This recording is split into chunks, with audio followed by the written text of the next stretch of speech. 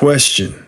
Did you know that a man proved in the highest court in the land that he was in effect curing forms of cancer? And that the head of the American Medical Association was exposed as a fraud in this trial and was forced to resign. And in spite of this, the man who had proven his case was arrested dozens of times for administering the cure, and the practice was outlawed and exiled into Mexico. And what if I told you that the modern medical industry was cornered by a couple of uber-rich oligarchs who eventually established the medical schools to profit their businesses? And would you believe me if I told you that the pioneer of modern inoculation wrote a book calling for a scientific dictatorship and eugenics by injecting chemicals into the body at birth? Or that the head of the pharmaceutical company that employed him also developed bioweapons for the Department of Defense? Now, what if I told you that the same ruling class that tells us that the standard or epitome of evil was Nazi Germany was the same ruling class that funded them and brought them into the United States to work in eugenic programs? Well, that's exactly what I'm telling you, so stick around. My name is Nelson B. Shelton, and welcome to part 2 of my series on eugenics and overpopulation, the Rockefeller century.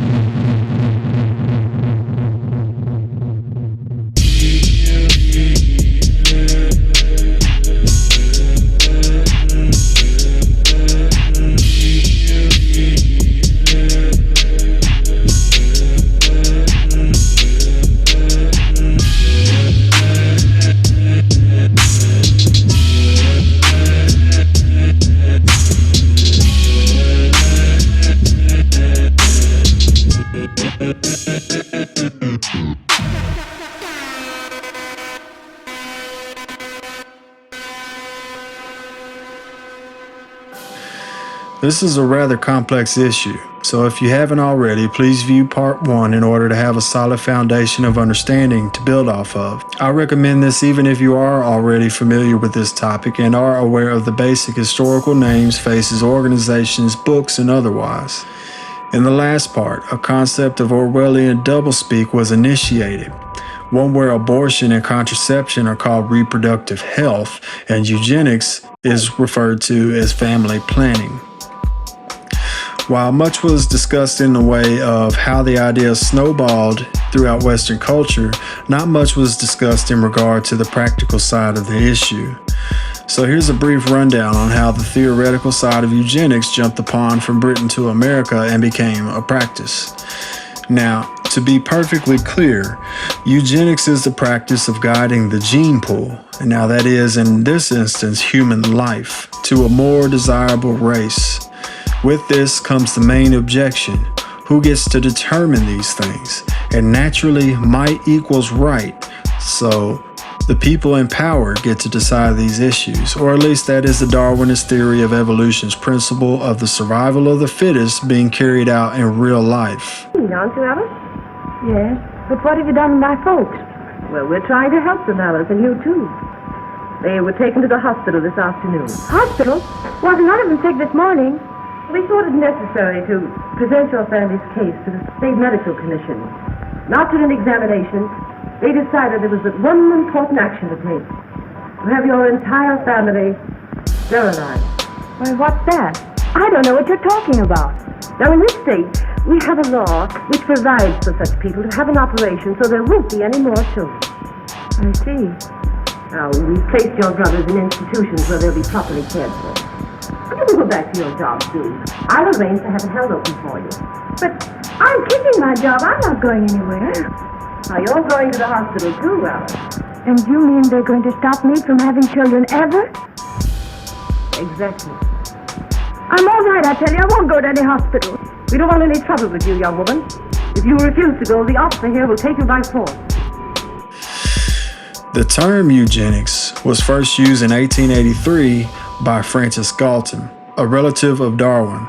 Darwin's grandson, a contemporary of the Huxley brothers, was Charles Galton Darwin, and he penned a book called The Next Million Years that foretold a technocratic and scientific dictatorship much like the work of Aldous Huxley, H.G. Wells, and several others. Anyway, In 1871, Darwin authored the racist book called The Descent of Man and Selection in Relation to Sex, saying that, quote, the civilized races of man will almost certainly exterminate and replace the savage races throughout the world, end quote. This followed the principle of survival of the fittest, and the principle expressed itself in social Darwinism, aka social engineering. In the 1870s, Oxford lecturer John Ruskin would instill in his students, like Cecil Rhodes, the concept that they were of the best northern blood and should rule the world. Rhodes scholarships were then not only given to students from America and Commonwealth nations, but also to those from Germany, beginning in the very early 1900s. The first International Congress of Eugenics was held in 1912 with Winston Churchill and Alexander Graham Bell, Skull and Bones members, and the Harvard University president Charles Eliot. In this same year, eugenics proponent Woodrow Wilson, who was the president responsible for the Federal Reserve, signed into law a brutal sterilization act, and the next year, eugenics adherent Theodore Roosevelt wrote of the need to improve racial qualities. Calvin Coolidge, the president-to-be, also wrote along the same lines. Men of great wealth like Andrew Carnegie and the Rockefellers played an important part in funding the eugenics movement. In 1904, the Carnegie Institution, with Skull and Bones member Daniel C. Gilman as president, financed the establishment of a biological experiment station related to eugenics at Cold Spring Harbor, New York. In 1910, the Eugenics Record Office started there and later received funding from the Rockefeller Foundation after John D. Rockefeller Jr. formed the Bureau of Social Hygiene. It was during this time that Margaret Sanger was introduced to the moneyed Rockefellers and other of the ruling class who would help her form the birth control league that later became Planned Parenthood. The November 1921 issue of Sanger's Birth Control Review carried the heading, Birth Control, to create a race of thoroughbreds, and Sanger would later advocate eugenically eliminating dysgenic stocks such as blacks, Hispanics, American Indians, and Catholics, as well as slum dwellers, such as Jewish immigrants. Basically, anyone she didn't like. That's how this works. This is a death cult. In 1926, Rockefeller money funded the founding of the American Eugenics Society, and the next year, on May 2nd, 1927, the U.S. Supreme Court, by an 8-1 majority, ruled in Buck v. Bell that certain unfit people could be forcibly sterilized. Regarding this ruling, British Fabian socialist professor Harold Lasky wrote his friend, the Supreme Court Justice Oliver Wendell Holmes, regarding the recent ruling, quote, sterilize all the unfit, among whom I include all fundamentalists, end quote. Now, when you hear the term fundamentalist in this fashion, just know that it is referring to people who cling to tradition, old-fashioned values, and in particular, Christians. Across the nation during the 1930s, state legislatures, eventually 38 of them, enacted sterilization laws regarding the feeble-minded. African Americans are privy to this kind of information. However, certain teachers among that community believe that they were the sole target of these policies. However, this simply isn't the case, and those who are then misguided tend to direct their anger towards white people in general, as if we aren't of the lower class right beside each other. By 1930, the Third Reich was amassing power in Europe, and Margaret Sanger was well-funded and traveling the world. I know in part 1 it was mentioned how Sanger disliked Hitler, but I'm starting to think that she only distanced herself to save her life's work, which is eugenics. Maybe she did hate the way women in Germany were expected to be traditional, but still, Germany was carrying out the same ideology that Sanger shared. Not to mention, I came across this. In the April 1933 edition of Margaret Sanger's Birth Control Review, Dr. Ernst Rudin of Hitler's Nazi Third Reich wrote, Eugenic sterilization, an urgent need. So you can think what you want, but in a court of law, I think it would be proven that she supported the atrocities of the German regime if it came down to it. What's even funnier to me is that the same ruling class that tells us that Nazis are the epitome of evil not only held the same worldview, but they actually brought over the same Nazi scientists and intelligentsia and put them to work here as a part of Operation Paperclip. More on that later. Anyway, taking all of this information and the info in part 1 into account, I think I've established that eugenics was almost seamless and universal amongst our ruling class. If you rewind time back to the beginning of the 1900s, a monopoly was forming in modern medicine, which is precisely the ideal behind part 2. This monopoly created a dynasty of ruling class Americans that cornered modern medicine, gained a formidable foothold in government, and used their philanthropic foundations, all for the benefit of eugenics. But before I even get started, I want to make a disclaimer, mainly because I personally know several people in the health industry. One of my best friends is an ICU nurse. My uncle is an administrator. I want to state the obvious in that the noble people in our everyday lives who are in the health industry as a profession do it for the right reasons, mainly because they have a calling to help and to heal. This is a beautiful thing, and our society would be a wreck without the certain kind of character that this requires. With that being said, I salute you, from CNAs all the way up to doctors and administrators. But every once in a while having a discussion about the medical industry with my uncle, we inevitably end up talking about the upper echelon of the industry, the bureaucracies, the authorities, the business and government part of the spectrum. I honestly feel that most people who take part in the health industry are aware that there exists a class of overlords that dictate the industry in a direction that seems to be counterintuitive or runs contrary to the concept of healing. That's what we're here to discuss today, because right from the beginning, when the coup d'etat occurred in the early 1900s, modern medicine automatically became a for-profit industry. This is probably the one industry that doesn't need to be profit-centered. Unfortunately, the industry thrives off of masking symptoms because healing is considered an unsustainable business model. That's the problem. It is treated as a business rather than a public service or duty. In the 1800s, doctors tried to stop the popular empirics from collecting their fees by denouncing them as quacks. Economic competition from the empiric healers caused the doctors to found the American Medical Association. But the AMA was a small trade association without political clout, and the balance of medical power remained equal until the turn of the century. Then, new medical treatments emerged that were potentially very profitable. Promoting these methods, the AMA joined with strong financial forces to transform medicine into an industry. The fortunes of Carnegie, Morgan, and Rockefeller financed surgery, radiation, and synthetic drugs. They were to become the economic foundations of the new medical economy. Ironically, John D. Rockefeller himself used only an empiric homeopath while investing in allopathic medicine. Surgery became viable with anesthesia and infection control, and doctors advocated expensive, radical operations. These in turn produced the need for a large, lucrative hospital system. The allopaths also discovered a new toxic mineral, radium. Radium fever swept medicine. The price of radium rose 1,000% almost overnight. Another costly technological industry entered the hospital system. A drug industry grew out of the booming patent medicine business.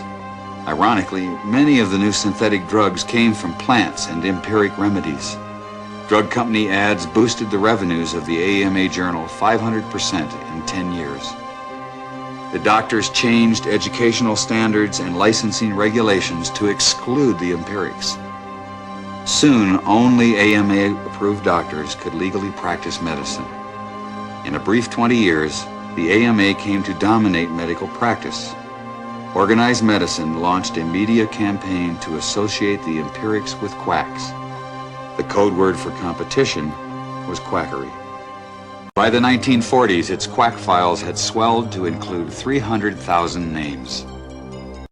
The Fitzgerald Report to Congress named at least a dozen other promising cancer treatments seemingly blocked by organized medicine. Their proponents were mostly doctors and scientists of high reputation. The treatments were immunological or nutritional. Dismissing them as quackery were panels of surgeons and radiation therapists. The congressional report emphasized two outstanding cases of alleged suppression, Harry Hoxsey and Dr. Andrew C. Ivy. If Hoxsey fit the image of a quack, Dr. Ivy certainly did not. The similarity of Dr. Ivy's charges to those of Hoxsey was unmistakable. A failed attempt by an AMA official to buy his formulas, followed by blackballing and a refusal to test the therapy. The Fitzgerald report to Congress described a menacing pattern. Fitzgerald concluded in his report, quote, "Behind this is the weirdest conglomeration of corrupt motives, intrigue, selfishness, jealousy, obstruction, and conspiracy that I have ever seen." Despite its shocking conclusions, the Fitzgerald report slipped quietly into the appendix of the congressional record. With Dr. Ivy's death, chrobiacin would vanish untested. At the height of the McCarthy era, a dozen other promising treatments would be banned without investigation. At the same time, Bertrand Russell, H.G. Wells, and Margaret Sanger were pushing for social engineering and population reduction through eugenics and family planning. A change was simultaneously beginning to happen to medicinal practice at large. At this point in history, you ultimately had a choice between herbal and natural healing versus surgery, bloodletting, and/or chemicals, to put it politely. Patients had a choice of using either doctors called allopaths or natural healers called empirics or homeopaths. The two groups waged a bitter philosophical debate. The allopathic doctors called their approach heroic medicine. They believed the physician must aggressively drive disease from the body. They based their practice on what they considered scientific theory. The allopaths used three main techniques. They bled the body to drain out the bad humors. They gave huge doses of toxic minerals like mercury and lead to displace the original disease. They also used surgery, but it was a brutal procedure before anesthesia and infection control. Few patients were willing to have surgery. Most patients feared allopathic methods altogether. Satirists of the day remarked that with allopathic treatment, the patient died of the cure. Competing with the doctors were the empiric healers. Contrary to the doctors, they believed in stimulating the body's own defenses to heal itself. Instead of poisonous minerals, they used vegetable products and non-toxic substances in small quantities. They especially favored herbs learned from Native American and old European traditions. The empirics said they based their remedies not on theory, but on observation and experience. Businessmen who play a crucial role from this point forward found that you can't patent a natural occurring plant, and cornering the market was even harder because anyone can grow it. This was about to change. In the early 20th century, medicine was being revolutionized, for better or worse, into the modern pharmaceutical industry that we have today. Textbooks often cite Hippocrates as the father of modern medicine, but that couldn't be further from the truth. Modern medicine is not natural, holistic, or homeopathic. This is misleading on several levels, but mainly two. Number one, Hippocrates was a naturalist. Modern medicine is not. And the other main misleading factor is that he wasn't the first human being to remark on how God has given us all that we need to heal ourselves and others. Imhotep of Egypt is said to have been the quote-unquote father of medicine, among other things, if anybody can actually be the father of healing. Side note, it is believed that Imhotep was the biblical Joseph because he was the second in command next to the Pharaoh. He led Egypt through a famine and built grain bins that are still there today, and he introduced the concept of monotheism to Egypt, among other similar characteristics. Anyhow, the real father of medicine, of modern medicine, is John Davison Rockefeller, the richest American of all time. Being that there's a plethora of solid research already out there, academic, independent, and journalistic, I will just include bits and pieces that are relevant to what I'm trying to accomplish here. John D. Rockefeller was raised by William, aka Devil Bill Rockefeller, who is actually buried under another name, something Livingston, somewhere in Illinois. Why? Because he was a con artist and what you call a snake oil salesman. He would go from town to town trying to convince people that he was a doctor of some sort in order to sell more snake oil cures. William Rockefeller had called his brand of snake oil Nujol for new oil, and Standard Oil spun off Nujol as a laxative under their Stanco subsidiary. Manufactured on the same premises as Flit, an insecticide also derived from Standard Oil's byproducts, Nujol sold at the druggist for 28 cents per 6-ounce bottle. It cost Standard Oil less than 1/5 of a cent to manufacture.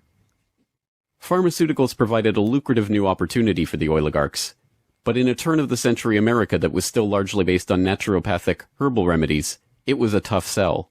At the time of the late 1800s, early 1900s, 20th century, medical schools taught a lot of different things. There were homeopathic medical schools, there were naturopathic schools, there were eclectic herbal type medicine schools, and so it was all there. There was not one way. And what happened was that the Rockefeller and Carnegie foundations were interested in establishing the one way. In 1901, John D. established the Rockefeller Institute for Medical Research. The institute recruited Simon Flexner, a pathology professor at the University of Pennsylvania, to serve as its director. His brother, Abraham, was an educator who was contracted by the Carnegie Foundation to write a report on the state of the American medical education system. His study, the Flexner Report, along with the hundreds of millions of dollars that the Rockefeller and Carnegie Foundations were to shower on medical research in the coming years, resulted in a sweeping overhaul of the American medical system. How would they do that? Well, they would get a hold of the education system and create a medical monopoly via basically eliminating all competition to patent petrochemical medical education. That's the Flexner Report of 1910, it became known. Abraham and Simon Flexner, were hired to do this. It was a preordained commissioned report.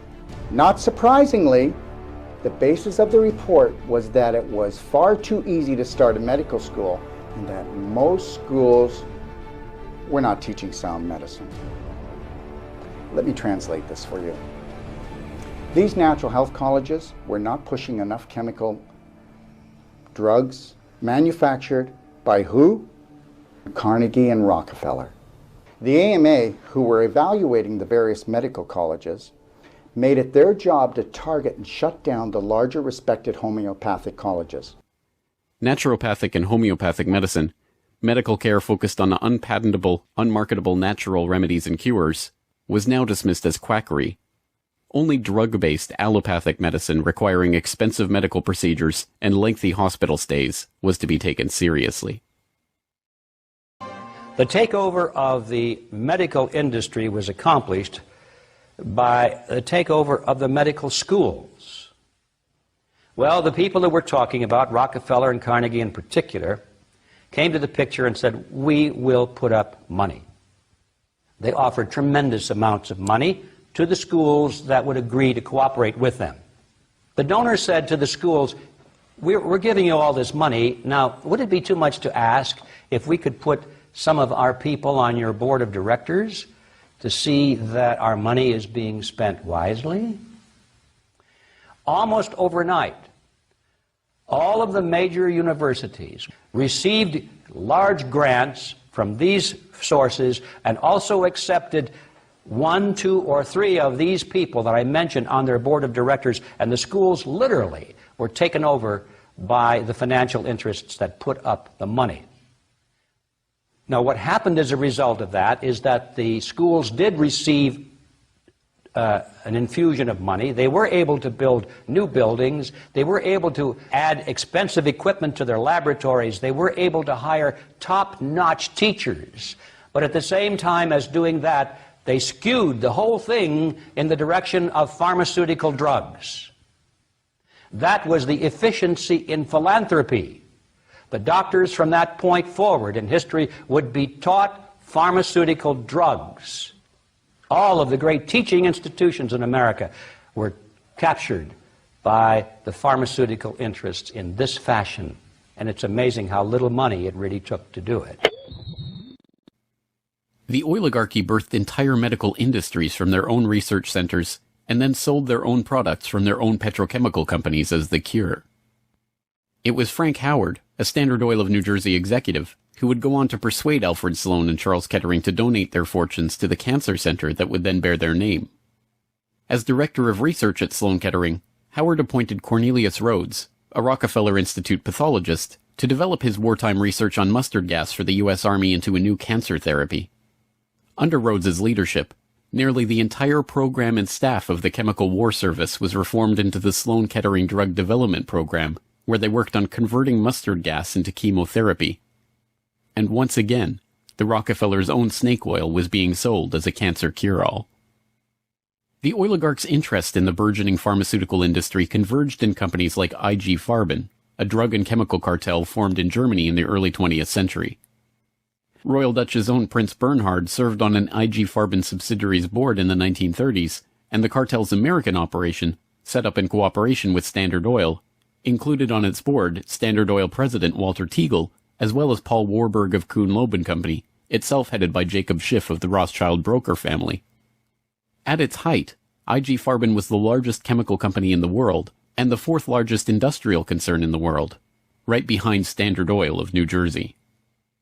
The company was broken up after World War II, but like Standard Oil, its various pieces remained intact, and today BASF, one of its chemical offshoots, remains the largest chemical company in the world, while Bayer and Sanofi, two of its pharmaceutical offshoots, are among the largest pharmaceutical companies in the world. By 1925, over 10,000 herbalists were out of business. By 1940, over 1,500 chiropractors would be prosecuted for practicing quackery. The 22 homeopathic medical schools that flourished in the 1900s dwindled down to just 2 by 1923. By 1950, all the schools teaching homeopathy were closed. In the end, if a physician did not graduate from a Flexner-approved medical school and receive an MD degree, then he or she could not find a job anywhere. This is why today MDs are so heavily biased towards synthetic drug therapy and know little about nutrition, if anything. Now this whole medical field has been skewed in the direction of pharmaceutical drugs which can be patented and produce great profits for the producers. And then the next step is that means that anything coming from nature is excluded, and that's where we think, some of us think, that most of the promise lies in these very complex substances found in herbs and plants and trees and things like that, seeds. Some of us feel that it was probably meant to be that way, you know? And so you come out of all of this analysis and all of this history with the realization that the medical profession is really like a lapdog of the pharmaceutical industry. And most of the doctors have no idea that that's the case. They don't understand this history. Remember and pay attention to names of organizations like the American Medical Association, or AMA, and places like Sloan Kettering, because they pop up here and there, and it is crucial for making the connections you need to in order to follow along. If you retain anything else from that video, I just want you to understand that John D. Rockefeller paid enough money to essentially outlaw natural healing, healthy healing, in order to corner the market with synthetic drugs. He established the AMA, which became the gate through which every practicing medical doctor has to pass through. This is the same organization that taught that only research medicine was viable for healing.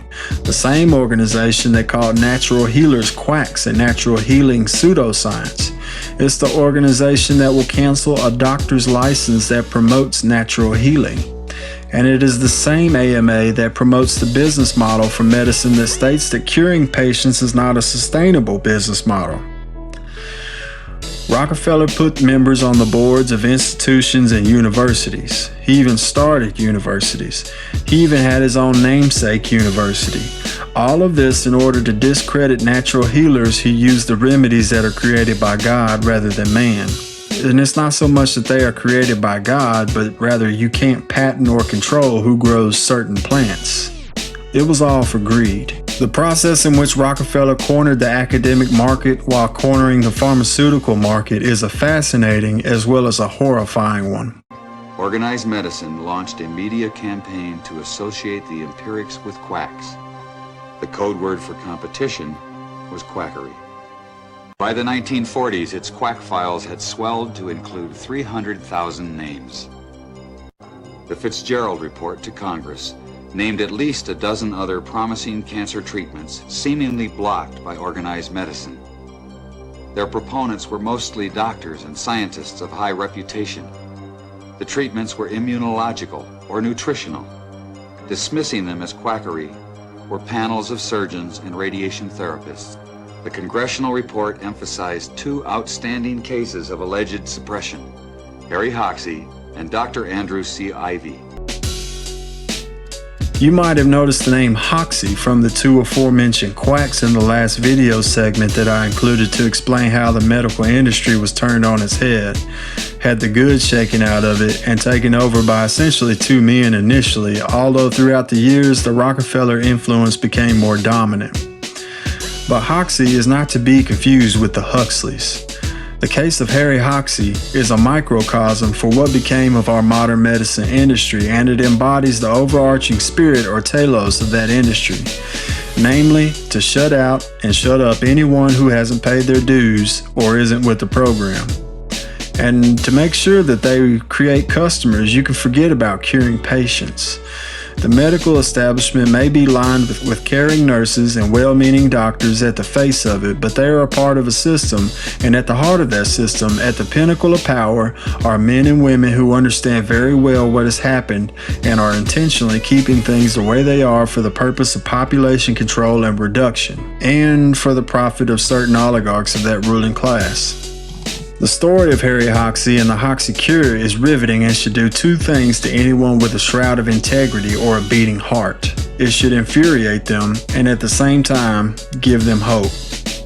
There are other less prominent cases that are just as important as far as curing and that provide a testimony against our modern system, such as the case of Renee Case and her cure, SEACT, which is her name spelled backwards. People like Harry Hoxsey should be icons, folk legends, and heroes. Hoxsey, in particular, fought the establishment and he proved his own merit. A man with an 8th grade education showed up and showed out, causing the head of the AMA, Morris Fishbein, to resign. A nutritional program, an attitudinal approach to healing. Harmless though it seems, this treatment ignited one of the most bitter controversies in medical history. It started a cancer war between organized medicine and one man, founder Harry Hoxsey. The trouble began with what seemed like good news. And we now have in our files and our records many, many thousands of case histories and records, pathological proof, X-ray photographic studies that we do positively cure cancer, both internal and external, and we now have records proving that the cure stands up for many, many years, as far back as over 20 years here in Texas. I think, my God, he's telling me the biggest lies I ever heard. This couldn't be right. According to the Hoxsey legend, the remedies were discovered by his great-grandfather experimenting on a sick horse. Hoxsey said his father was the first to try the medicines on people. He gave young Harry the formulas with a deathbed wish to make the treatment available to people whether or not they could pay. He insisted it carry the Hoxsey name. Prophetically, he warned the boy against the high priests of medicine who would fight him jealously. It didn't take long. Hoxsey started his first clinic in Illinois in 1924, and he immediately incurred the wrath of organized medicine. He was arrested more times than any other man in medical history. Yet by the 1950s, the Hoxsey Clinic of Dallas, Texas was the largest privately owned cancer center in the world. Hoxsey clinics reached through 17 states. Endorsing the treatment were senators, judges, and even some doctors. 2 federal courts upheld its therapeutic value. If the treatment was worthless, how did it gain so much support? To claim a cure for cancer is to invite evaluation. While the medical profession turned its back on Hoxsey, numerous individuals did make personal investigations. These experiences repeatedly turned skeptics into believers. Among them was Esquire magazine writer James Wakefield Burke, who in 1939 began covering the Hoxie story. My boss, Arnold Gingrich, one day said, "Why don't you go down to Texas and let's expose this fellow. He's getting too big." And the American Medical Association liked to put him out of business and said, "You go down and get acquainted with him," and says, "We'll do a couple of pieces on him and put an end to this." So it was an assignment. I came to Texas. I expected to stay about a day, get my information, and leave. I became fascinated. I stayed for 6 weeks. Every day, Harry would pick me up, bring me to the clinic. He was a fascinating man. He was highly intelligent, but a rather crude talking, not in an obscene or vulgar way. We'd come in the morning, and he would put his arm around these old men and women, say, "Dad, them doctors been cutting you up." Says, "I ain't gonna let them sons of bitches kill you. You're gonna live." And he'd treat them, and I'd watch him treat them. They'd get better and begin to get well. So I wrote an outline for a piece which I called "The Quack Who Cured Cancer." And I sent it back to the editors, but I guess it was too hot for him. It never came out. Assistant District Attorney Al Templeton was more than a skeptic. He arrested Hoxie more than 100 times in 2 years, but each time Hoxie was prepared. He always carried about $10,000 enrolled in his pocket. Well, they'd pick him up and put him in jail. He'd bail himself out. Once in a while, he would deliberately stay in jail a few days. He knew what would happen. These old men and women that he had cured would come around the jail, bring baskets of chicken, home-cooked pies, pray and sing. The jailers would turn him out, save themselves the embarrassment. Patients refused to testify against Hoxie, so none of D.A. Templeton's charges resulted in conviction. But the prosecutor was determined to stop him. Then his own brother, Mike, got terminal cancer and secretly went to Hoxie. When Mike Templeton got well, Al Templeton gave Hoxie the credit. Hoxie's prosecutor became his lawyer. He was later elected county judge. Suddenly, Hoxie had friends at the Dallas courthouse. His boldest promoter was Christian evangelist Gerald Winrod. His radio broadcast reached millions of listeners with sensational reports of Hoxie's mounting successes. I wish to begin this broadcast by reading for you what I regard as a very important statement, and I quote, "Judge W.L. Thornton, this is the second jury of 12 men that has found in my court that the Hoxie treatment cures cancer. 10 doctors found that the number of cures reaches into the thousands. Former United States Senator Thomas studied a large number of cures. I had made my own investigation, had satisfied myself that cancer was really being cured by the Hoxie method. This humble reporter can only say, God bless these quacks, the only quacks who are curing cancer today." His early fame in Illinois had soon reached the nearby Chicago headquarters of the American Medical Association. Hoxie said the AMA doctors invited him to demonstrate the treatment. Among them was Dr. Morris Fishbein, editor of the influential AMA Journal. The alleged test case was a terminal cancer patient, Police Sergeant Thomas Mannix.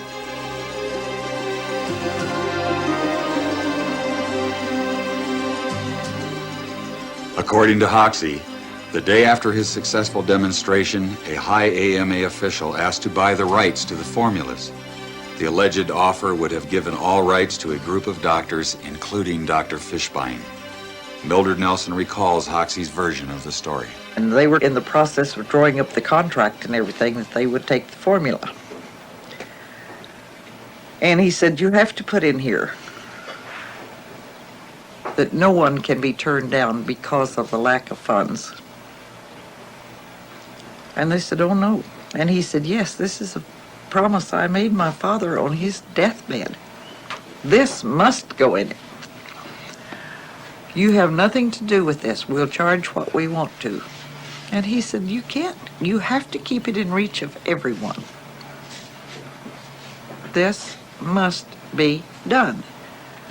And they said, no, we'll charge what we want to and treat who we want to. You have nothing to say about it. He said, well, then you don't get the formula. And that's when the battle started. And went for the rest of the years of his life. Did AMA doctors try to suppress a cancer cure they couldn't control? Hoxie's shocking charges became shrouded in unprovable mystery when the AMA denied the entire incident. Evidence confirms only the medical case, not the circumstances. But one thing was certain. Hoxie had made a very powerful enemy. By crossing swords with Dr. Fishbein, he alienated the most influential figure in medicine. Dr. Fishbein held a unique position. As journal editor, he controlled the main income-producing organ of the AMA and thus the organization. He also published the accepted standards of medical practice. After the Chicago incident, Dr. Fishbein blackballed Hoxie by branding him a quack in the journal. But he went even further. The journal accused him of using brutal external pastes that ate fatally into patients' blood vessels. It commented that Hoxie's most enthusiastic supporter was the local undertaker. The AMA attack was relentless. Dr. Fishbein and Hoxie would battle each other for 25 years to come in a drama of national dimensions. But rather than settling the dispute through scientific means, they played it out in the media.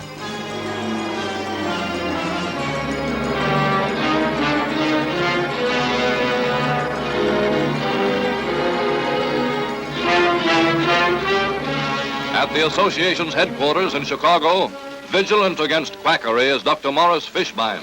There is no serum, drug, or combination of drugs that we know that will definitely cure cancer. Even this spectacle of publicity did not get Hoxie an investigation. Instead, it drew an angry blast from Dr. Fishbein in the journal. The next night, gunfire sprayed KTNT during Hoxie's broadcast. He charged Dr. Fishbein with ordering his destruction, but again he had no proof. Soon their battle would reach federal levels. When Hoxie approached the National Cancer Institute for an investigation, the agency refused. The NCI said his medical records were incomplete. Hoxie said doctors refused to supply necessary records because of Dr. Fishbein's influence. The government concluded it would be a waste of public funds to investigate. Having struck oil in Texas, Hoxie offered to pay for a test himself. His challenges were putting Dr. Fishbein under public pressure, and the doctor fought back hard in the public arena. Hoxie sued Dr. Fishbein and the Hearst newspaper empire for libel and slander. He didn't seem to stand a chance. The nation's most notorious quack faced a who's who of American medicine. Surprisingly, Harry Hoxie became the first man ever to win a judgment against Dr. Fishbein and the AMA. The credibility of Hoxie's patients was on trial, but so were the credentials of Dr. Morris Fishbein, who made astonishing admissions. Dr. Fishbein failed anatomy in medical school. He went to work at the Journal before completing his internship. In fact, he never treated a patient or practiced a day of medicine in his entire career. The leader of medicine's quack attack was increasingly on the defensive. Critics charged the AMA with being a doctors' union setting medical policy in its own interests. 2 federal courts agreed it was a monopoly. Dr. Fishbein had to resign from his post at the AMA. But the Hoxie-Fishbein trials held an even more shocking revelation. Dr. Fishbein admitted in court that Hoxie's supposedly brutal pastes actually did cure external cancers. And we can't let information like this die, become buried, and be wiped clean from the annals of history, from libraries and the internet. Because Fishbein, who was the most senior and prestigious so-called doctor in the most modern and influential country in the world at that time, was exposed as a fraud. He was himself a quack, much like the father of modern medicine, John D. Rockefeller, a literal snake oil salesman who tried to bury legitimate cures as quackery. Classic projection. The irony is strong. There is no mention of Hoxie or the trial or Fishbein's resignation from the AMA anywhere in his encyclical profile. But understand, that's a crucial and defining moment in his career. Yet there is no mention that he himself was a so-called quack.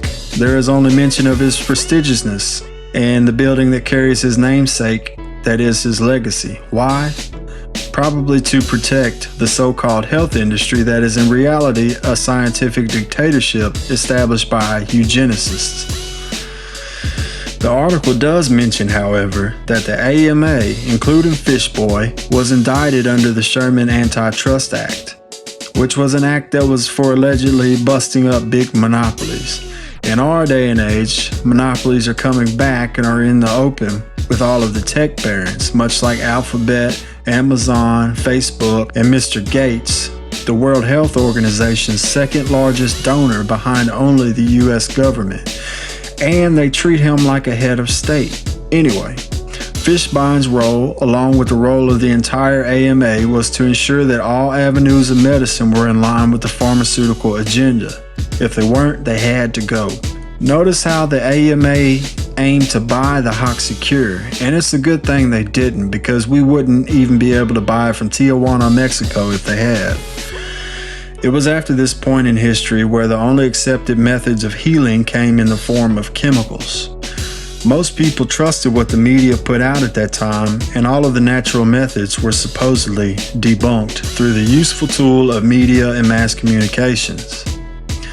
And if it hasn't become apparent to you that in the last few years that the media, much like our government, is just a tool for hire to the highest paying bidder.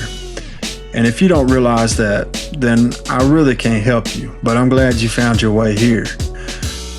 Anyway, a magnificent testimony of how people used to put blind faith into whatever the media put out. I encourage you to find time to look into the infamous Orson Welles broadcast of H.G. Wells' War of the Worlds on October the 30th, 1938. The cast at the radio station re-scripted parts of it to sound like a live broadcast from experts, professors, and journalists out in the field. And they went from observing gas clouds on Mars to a landing ship to the decimation of troops in New Jersey. It was a fine experiment, or prank, to test the effectiveness that a few authoritative voices and sound effects could have on society through the medium of radio or the news. Needless to say, it sparked panic, although much of it is played down today. Modern and official analyses of the event tend to read that Wells interrupted the show several times to state that this was a fiction. But I listened to it more than once, and the only thing that was a blatant tip-off was the very beginning of the show, which evidently many people didn't catch. The point I'm attempting to illustrate here is that even today, a day and time where we have the wherewithal and capability to fact-check the media sources and claims in real time time again, they have been proven to be liars and propagandists, or at minimum, activists, and people still look to them as authoritative sources. This was all the more true before World War II, and if the media broadcasted that herbs and natural homeopathic healing was pseudoscience and that chemical pharmaceuticals were the bee's knees, then nearly everyone didn't question it. But I don't know where my son is. No one can tell me where my son is. You were a joke! My son was in Las Vegas with a lot of his friends and he came home. And I'm disgusted! I'm a professor! He didn't come home last night, and I don't want prayers. I don't want thoughts. I want gun control, and I hope to God nobody else sends me any more prayers. Food, herbs, natural products from the earth are all elements in which John D. Rockefeller preferred to use in order to cure himself. But for someone who believes in eugenics, the golden rule is, it's for me, not for thee, especially when it comes to healing, money, having children, and the good resources of earth. Ironically, John D. Rockefeller himself used only an empiric homeopath while investing in allopathic medicine. It didn't stop with medicine though. John D. Rockefeller bankrolled the invention of the machine called the milk pasteurizer. The machine that processes milk separates the cream and removes the good bacteria known as lactobacillus and other important nutrients that are good for the body. You can argue that this was done solely for profit, so people would have to buy their butter from the store versus being able to make it from the cream and raw milk, and the same goes for cottage cheese and other cheeses. But lucky for you, now you can buy the probiotics and the bacterias at a much higher cost.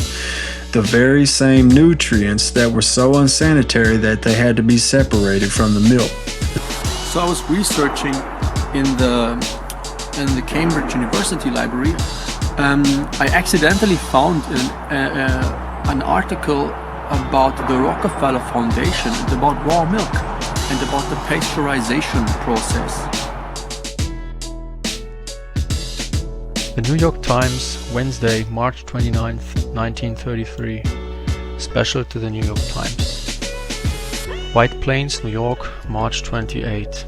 Asserting that certified milk is a luxury we can well do without, Dr. Matthias Nickel Jr., County Health Commissioner, explained a proposed county-wide regulation requiring that all milk be pasteurized at a hearing here today before the County Board of Health. More than 150 representatives of milk producers attended the hearing to voice their protest at the regulation, which they asserted would virtually prohibit them from engaging in the sale of milk because of the cost of machinery for pasteurization. Dr. Nickel announced that he had been informed that pasteurization equipment had been installed at the dairy on the estate of John D. Rockefeller Jr. at Pocantico Hills for milk used by residents and employees of the state. Nelson Rockefeller, son of John D. Rockefeller Jr., a member of the County Health Board, was present at the meeting.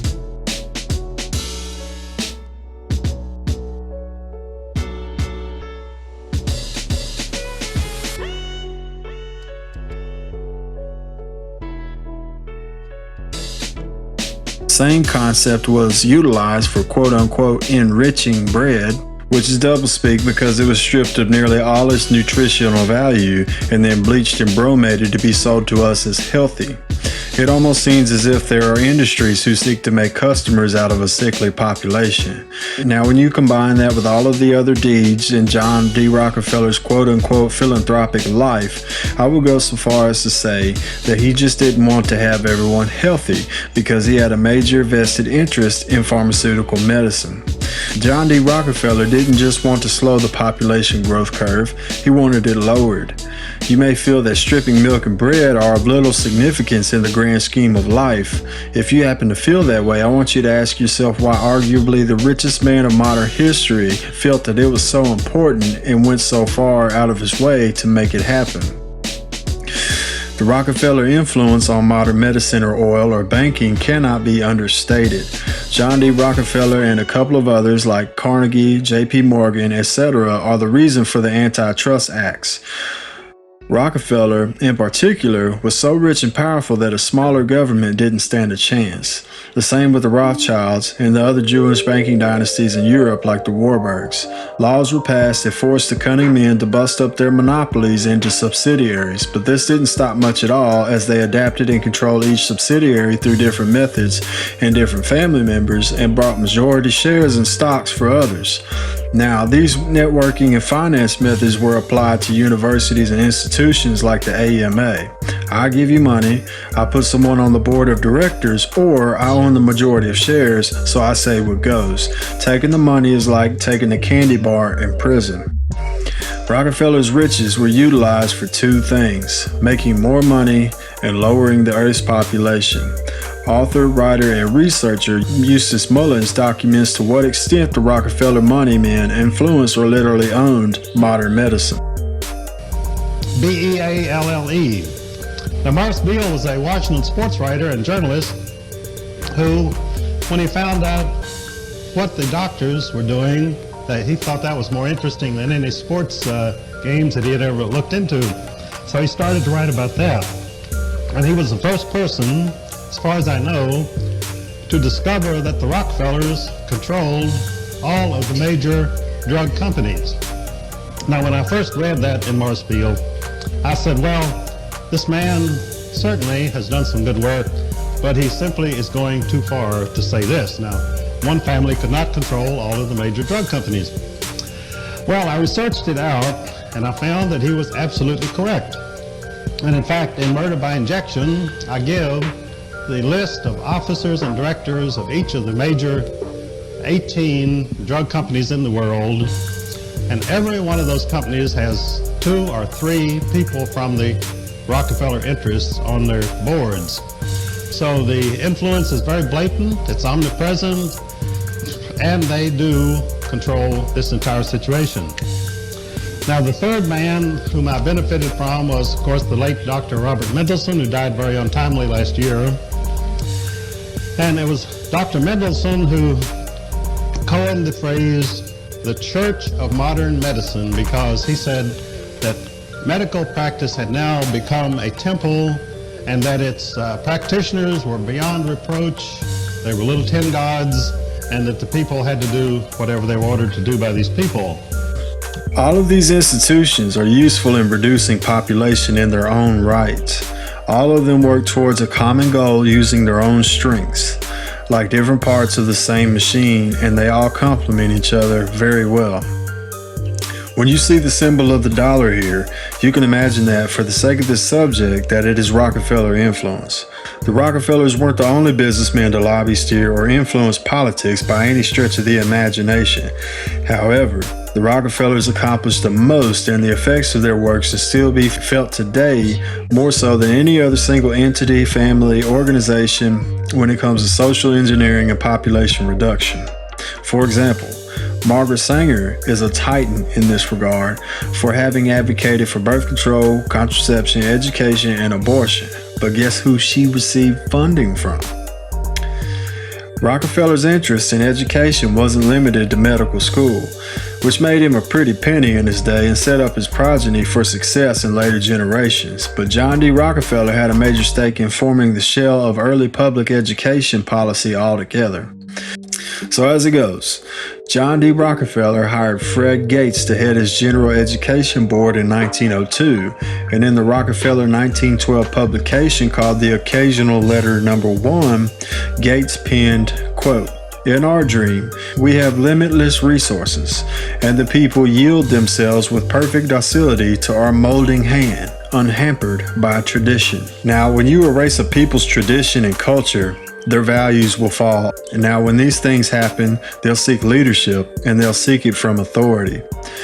Mayor John Hyland of New York City said in the New York Times, March 27, 1922, quote, "One of my first acts as mayor was to pitch out the educational system of our city the Rockefeller agents set up to fit the children for the mill and factory."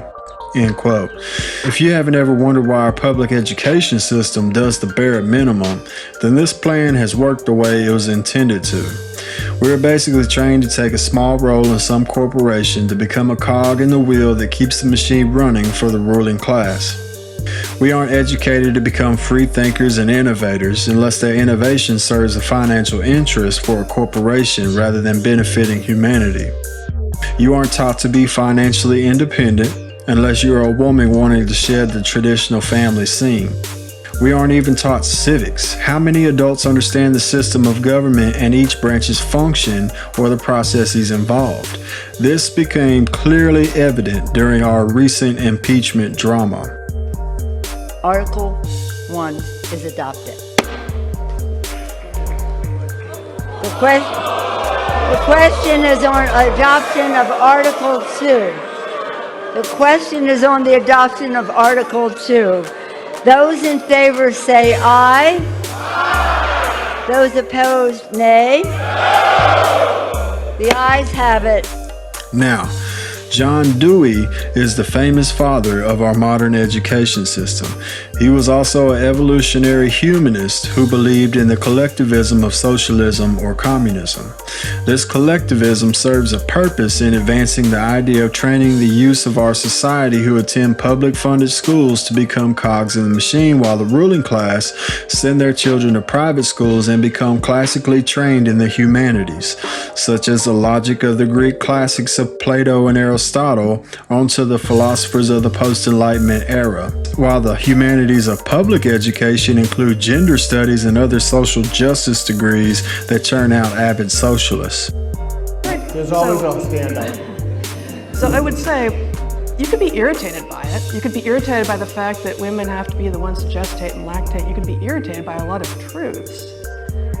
But taking offense is a response that is rejection of reality. So men and women are different on height. They're different on muscle mass. They're different on where fat is deposited on our bodies, right? Our brains are also different. So there are some binaries. Security! This is what happens. Oh, did they shut off the volume? Can you hear? Can everybody hear?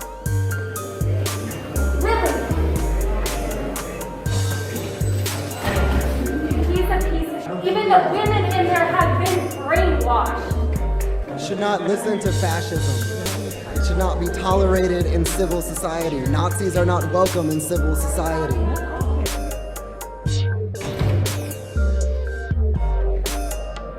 Has demonstrated anti-blackness in the pigeonholing, charging, and sentencing of 2 black trans disabled students based on false racially charged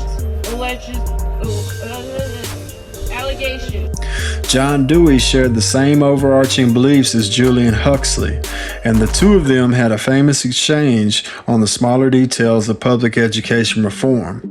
Huxley also described himself as a collectivist humanist because this is the mindset that allowed the Huxleys to believe that eugenics was for the greater good of society. Forcing people to become sterile and in their bloodline and remain childless is just a small and unfortunate bump in the road. But all in all, if your school takes the government funding, that school is then forced to teach a curriculum mandated by the government. John D. Rockefeller had also seen the value and efficiency in changing or manipulating public opinion earlier in his career. An untold amount of people like John Dewey and Margaret Sanger received some semblance of funding from his vast fortune. John D. Rockefeller and Son were contemporaries of Vladimir Lenin, who brought on the bloody Bolshevik socialist revolution in Russia, and Lenin said something along the lines of, "Give me the youth and I own the future." Rockefeller's goal was to shape education in a way that would raise children up to self-replicate his own ideals for his own benefit so that he didn't have to continue to shell out the dough. Rockefeller's attention was nabbed by a person who has left a megalithic impression and an indelible mark on the everyday lives of everyday citizens. And even better, his services were for hire and were applied to the benefit of rich and powerful entities. That man's name was Edward Bernays. Bernays was the double nephew of Sigmund Freud. He was employed by the government under Woodrow Wilson for the sole purpose of persuading the public opinion of pacifist American citizens who were anti-war during World War I to be avid pro-war, anti-German people. This is the same Woodrow Wilson that supported eugenics and campaigned on staying out of the war. Bernays went on to work on what he called psychological warfare. He started a sociological society and gained funding from the Rockefellers and went on to work for other presidents and the federal government. After this task, he realized he had found his calling. Bernays went to Czechoslovakia to visit his double uncle, Sigmund Freud, one summer to imbibe all that he could of Freud's psychoanalytic theory to use it on the public back home in the States. Freud's psychoanalytic theory, used in this context, can be summarized by stating that human beings all share some basic desires, and these desires control what we do to a large extent, consciously or subconsciously. To be able to manipulate these desires is to possess the capability to manipulate a population through simple techniques. Edward Bernays wrote many books, but two in particular that are floating around the internet for free. The first is Crystallizing Public Opinion, and the second, Propaganda. He is known as the father of American propaganda. He was hired by Lucky Strike to sell more cigarettes, so he had feminists smoke them in photos for the New York Times and called them freedom torches. Other women rushed to buy the cigarettes, and this played on the pathos of human nature, the desire of freedom and the fear of being left out of what is popular. He is the reason that pancakes, eggs, and bacon is thought of as the all-American breakfast. Before this point, most people either didn't eat breakfast or they just had coffee and a biscuit. He is essentially the mastermind behind subliminal messages. While Coca-Cola is credited to be the first to use this technique in a display where fast flashes of the words "drink Coke" and "buy popcorn" came across the movie screen during a film in the 50s to boost sales, and it did. But I believe that Bernays was behind this as well, or at least he influenced the Dixie Cups hired Bernays to sell more cups, so he laced images of vaginas with STDs to subliminally deter people from wanting to drink straight from the drinking fountain. If you don't know how subliminals work, it's pretty simple. You put a faint, tiny, or obscure image of something desirable or reprehensible in images in order to influence opinion. Motion pictures use very fast flashes of images or words. They're too fast to see at real speed, at real time with the naked eye, but science suggests that this brain still picks it up. I suggest you look into Disney's use of subliminal messaging in their movies and cartoons. It's pretty sick stuff. Sexual images tend to stimulate more primitive desires, and they're proven to be more effective. That's why they say that sex sells. And subsequently, these are the kind of images and themes that Disney has used subliminally in their cartoons. Anyhow, the reason why Bernays was brought into the bigger picture is because he was directly employed by the Rockefellers and the Mellon Group, and on top of that, his services were used to achieve population control by lowering the IQ of people and to explore the science of manufacturing consent. He was brilliant at manufacturing consent, which is in itself a form of population control. Bernays developed a method called the appeal to authority, and he is the reason why you see tubes of toothpaste or their commercials say 9 out of 10 dentists agree. Bernays is also the reason why you should call the Poison Control Center if your kid swallows more than just a little toothpaste. I mean, think about that. Why? Because of fluoride. He is responsible for the fluoridation of water supply. He is the reason why, to this very day, American Medical Association dentists still recommend fluoride based solely on the recommendation of other dentists, stemming back to Bernays' campaign. And this may be anecdotal, but I can remember every week my entire 5th grade class was given a cup of pink bubblegum flavored fluoride to swish around and rinse our mouths out with by the school, which I'm sure was made to do that by the government. It's all good though, because fluoride is just for fighting cavities, right? Bernays was asked to come to Washington by the NIDR to help create their PR campaign to sell fluoride to the nation. Bernays understood that people have an unconscious trust in their doctor or their dentist, and if you can persuade doctors and dentists that fluoride is safe and good, then you're able to reach the rest of the nation. People believe their doctors and dentists, and that was a way of promoting fluoride for Bernays. Very few dentists are aware that the fluoride in public water supplies is a pharmaceutical grade product. It is in fact an industrial waste. It's the waste from the Florida phosphate industry. In the 1950s, the Florida phosphate industry was being sued by farmers and citizens living near those plants because of the fluoride. It was killing their cattle, destroying their crops. You know, the Florida phosphate industry today is prevented from having to dispose of its industrial effluent in a toxic waste dump by the device of shipping that in tanker trucks around the country and dumping it in our water supply. From the beginning, opposition to fluoride has been equated with believing the earth is flat or being against the United Nations. Opposition to fluoride is equated with quackery or paranoia, and in fact that's really a media smear. In 1950, the public health endorsed water fluoridation. Almost immediately, there was a national movement against fluoride, and that was led by Dr. George Wolbott. We should all know George Wolbott's name. He was the first physician to warn of the dangers of fatal allergic reaction to penicillin. Wolbott was one of the first physicians to warn of the dangers of emphysema from smoking.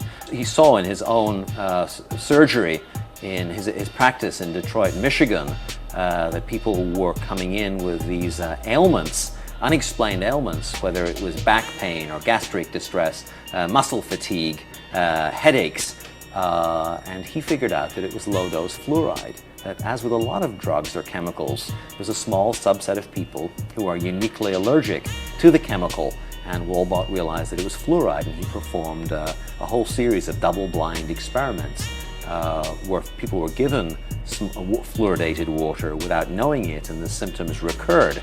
And very quickly, Walbot's name, rather than being seen as this giant of public health committed to safeguarding public health, somebody who had warned us about penicillin or tobacco, suddenly George Walbot becomes this marginal fringe figure who is criticized for his opposition to fluoride, and that's something that takes place again and again and again. Speaking out as a doctor or a dentist against fluoride is the third rail. It's fatal to your career. We don't know George Walbot's name because he was smeared by the Public Health Service for his opposition to fluoride.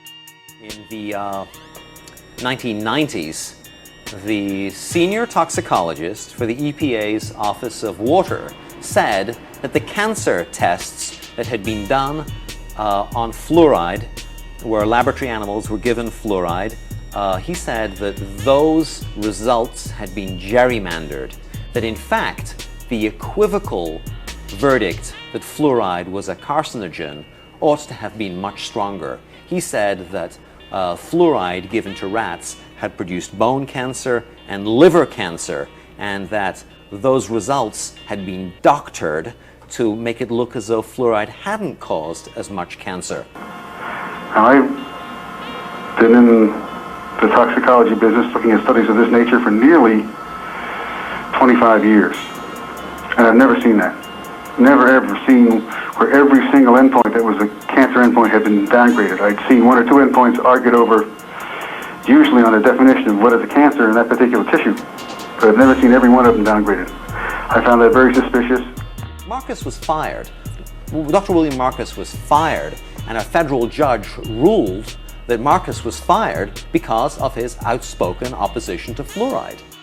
The first two chapters of the book relate the story of Dr. Phyllis Mullenix at the Forsyth Dental Institute, where she had helped invent a new technology for studying the neurotoxicity of chemicals. It was called a computer pattern recognition system, and in essence, Dr. Mullenix's technology took photographs or video of animals which had been given a chemical in small doses, and then used computers to analyze the patterned behavior or the disruptions to patterned behavior when the animals had been given that chemical. While Mullenix was brought into the Forsyth Dental Research Center to study some of the chemicals used in dentistry, and she was asked to study fluoride. And Phyllis Mullenix said, I'm not wasting my time with fluoride. Fluoride's given to children, it's good for children, it's been around for donkey's years. I'm wasting my time by studying fluoride. But she did as she was ordered. And Phyllis Mullenix found that fluoride in very modest doses produces effects in laboratory animals resembling attention deficit and hyperactivity disorder. The pattern that we saw, it typically is what we see with other neurotoxic agents that are well known to cause a hypoactivity or a memory problem or an IQ problem.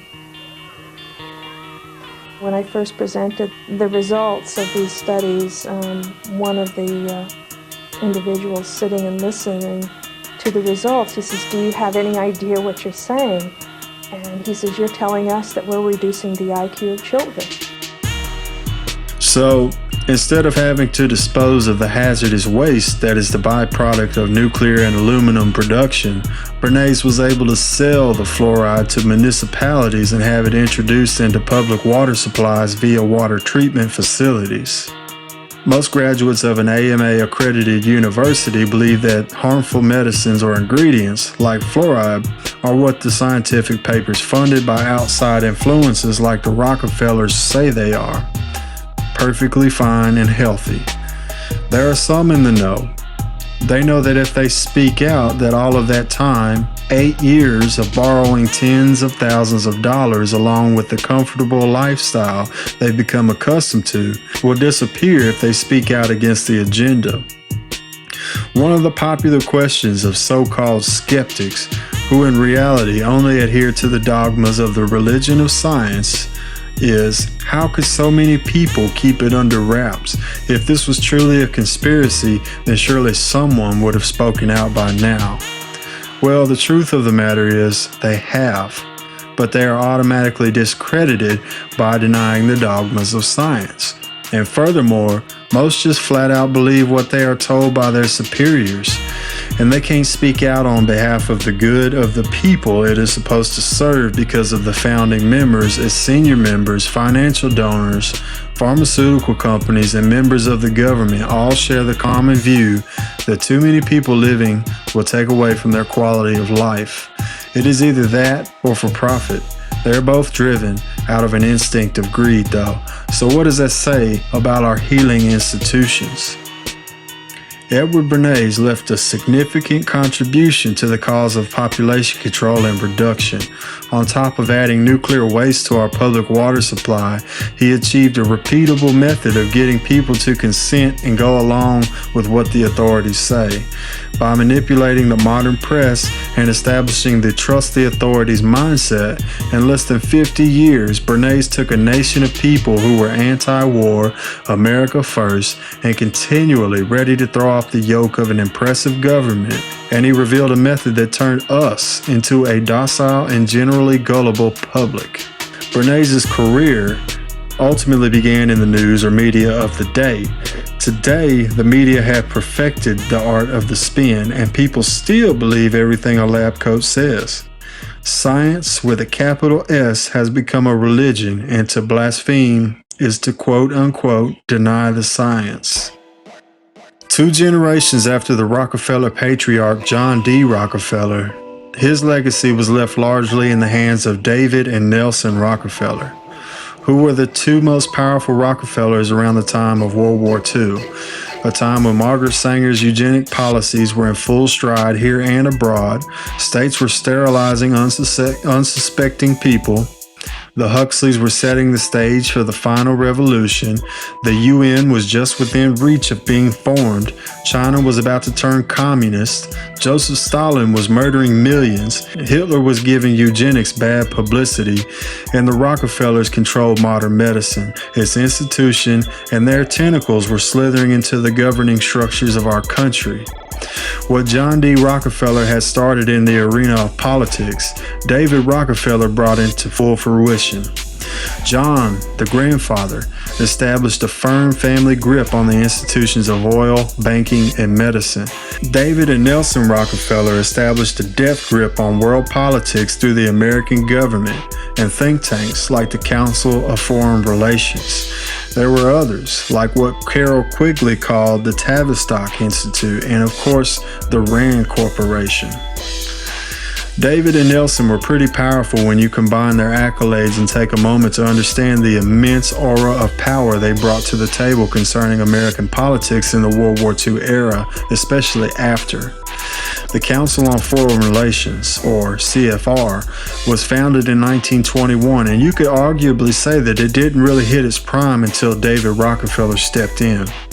The CFR was responsible for NATO and the Marshall Plan, and the Marshall Plan was the plan that was implemented to rebuild Germany's economy after it was destroyed in World War I. I mean, think about that. NATO. And you built a former world superpower's economy after your family financed both sides of the conflict that took it down. But that's a whole other subject. However, it only makes sense for them to fund both sides because they were major international bankers and oil tycoons, and they also believed in eugenics, so they funded Germany. The more men that went into the grinder, the less children they could have. Anyway, a critical study found that 502 top government officials surveyed from 1945 to 1972, that's 27 years, and more than half of the officials were members of the CFR. During the Eisenhower administration, 40% of top U.S. foreign policy officials were CFR members. Eisenhower himself had been a council member. Under Truman, 42% of the top posts were filled by council members.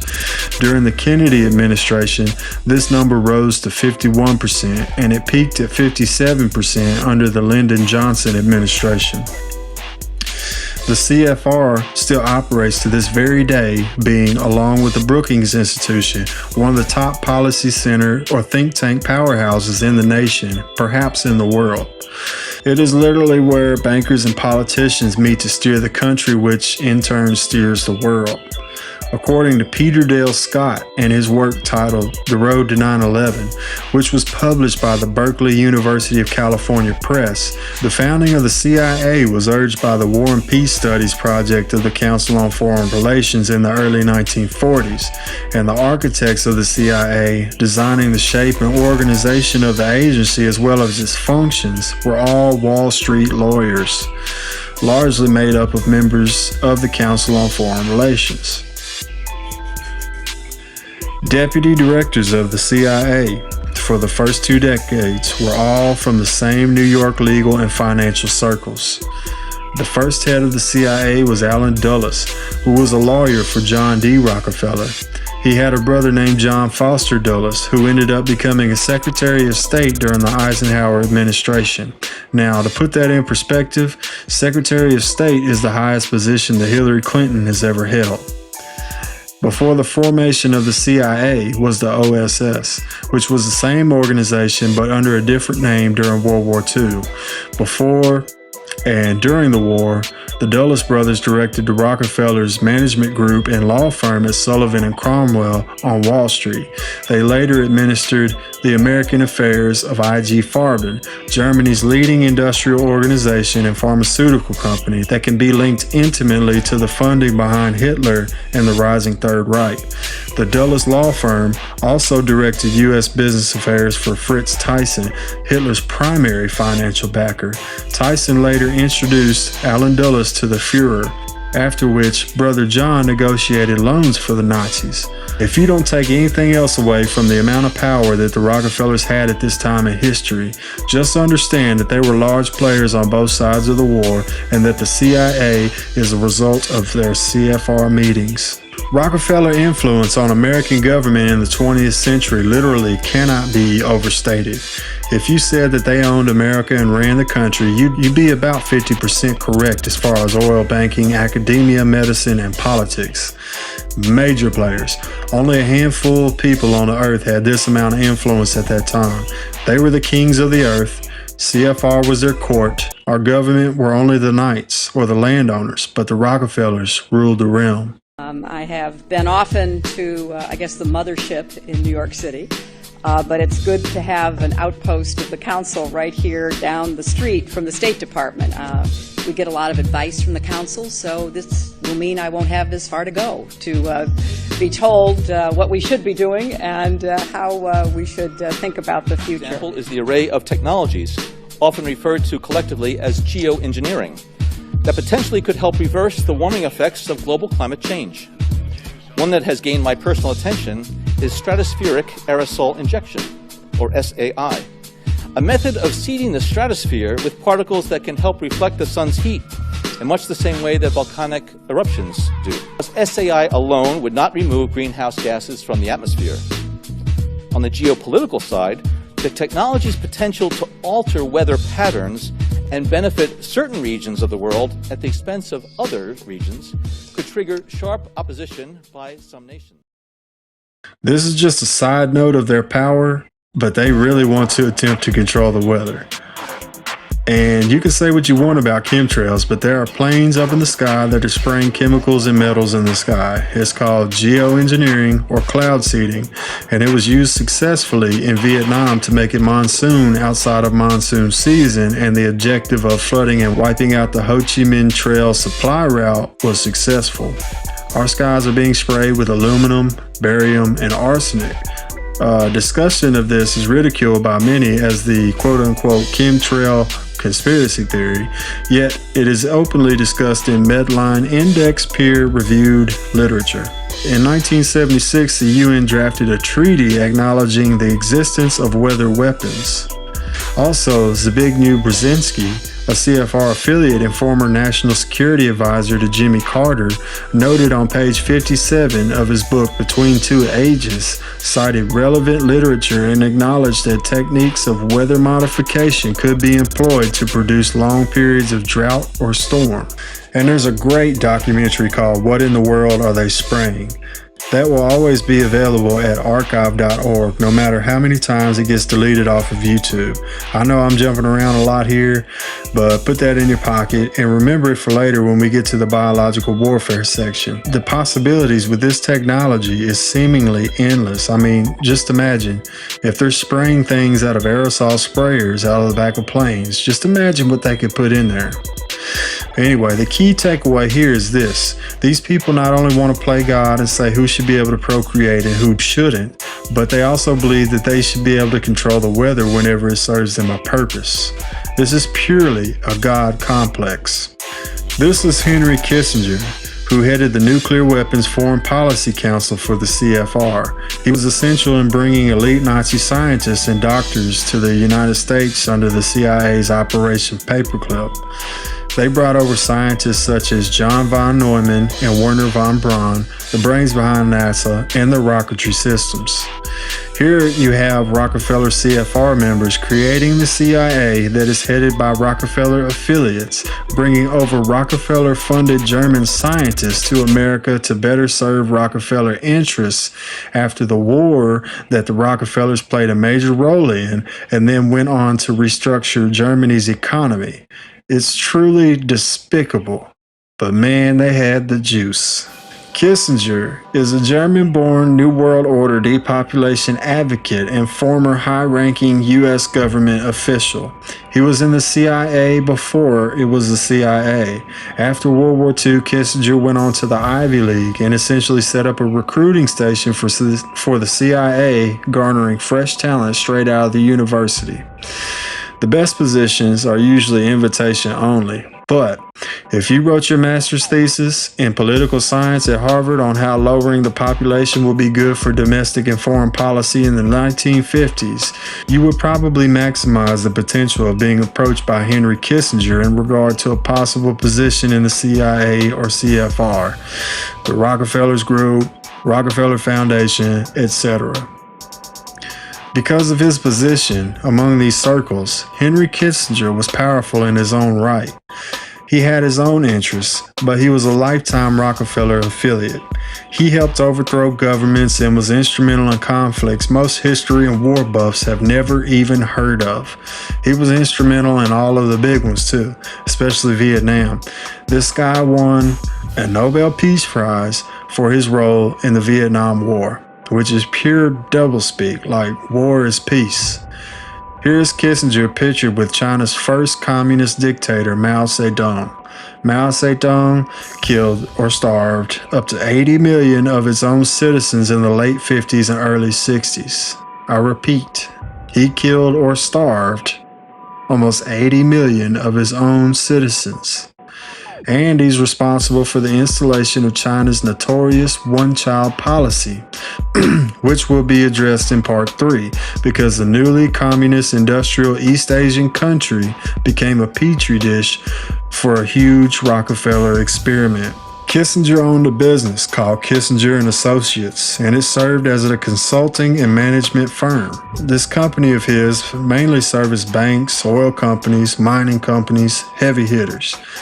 On the wiki entry of his business's page, it says that his client list is private, but some have leaked out over time, and that he was appointed by George Bush Jr. to the Investigative Terrorism Commission surrounding 9/11, but when certain politicians demanded that he make his clientele publicly available, he stepped down, citing an interest of conflict.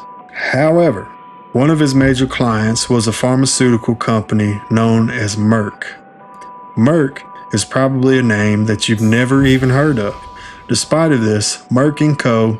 should be burned in each and every one of our brains. Merck & Co. is probably the second reason why you shouldn't just automatically trust the medical industry next to the initial Rockefeller for-profit takeover. Merck, at this point in history, was the largest drug manufacturer in the world, along with IG Farben and Eli Lilly. The Rockefellers have either ties with or own a considerable amount of shares in all three, but this is to be expected of the family that radically cornered and changed modern medicine. Merck & Company has been at the center of many hush-hush court battles since the development of the polio VC in the 1950s. Several whistleblowers, several lawsuits, several scandals. Yet it is pervasive in the minds of the public and even less prevalent in the reports of journalists. The man on your screen is one of the pioneers of the polio VC. His name is Jonas Salk. Mr. Salk wrote a book later on in his career in 1973 called Survival of the Wisest, and it's a play on the evolutionary concept of survival of the fittest. It is in essence another work sounding the alarm on the overpopulation problem. It combines Malthusian concepts with evolution and Freud's psychoanalysis and posits an idea to guide the evolution of man from what he calls Epoch A to Epoch B. From the old epoch or age, where people are free to come and go and marry and procreate, to a new age where people are subjugated by a scientific dictatorship, something akin to Aldous and Julian Huxley's Ultimate Revolution. Salk suggests in chapter 7 of his book called Mutations that scientists should mutate children in the womb in order to alter human beings' thoughts, their being, and the ability to reproduce ultimately. There is also a chapter called To Distinguish the Wholesome from the Sick. What is a man who wants to mutate mankind through the womb doing designing VCs? Salk received funding from the Mellons, and if you remember, they are the same Mellons who hired Edward Bernays to sell off fluoride to public water treatment facilities rather than to pay to dispose it properly in an environmentally safe way.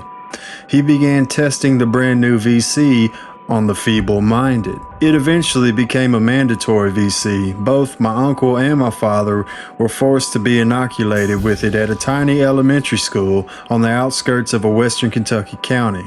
He is currently heralded as a scientific legend and polio VC pioneer whenever his name comes up, but what is usually skimmed over is the fact that he used rhesus monkey cells in this VC that are linked to leukemia, mesothelioma, and the HIV/AIDS virus.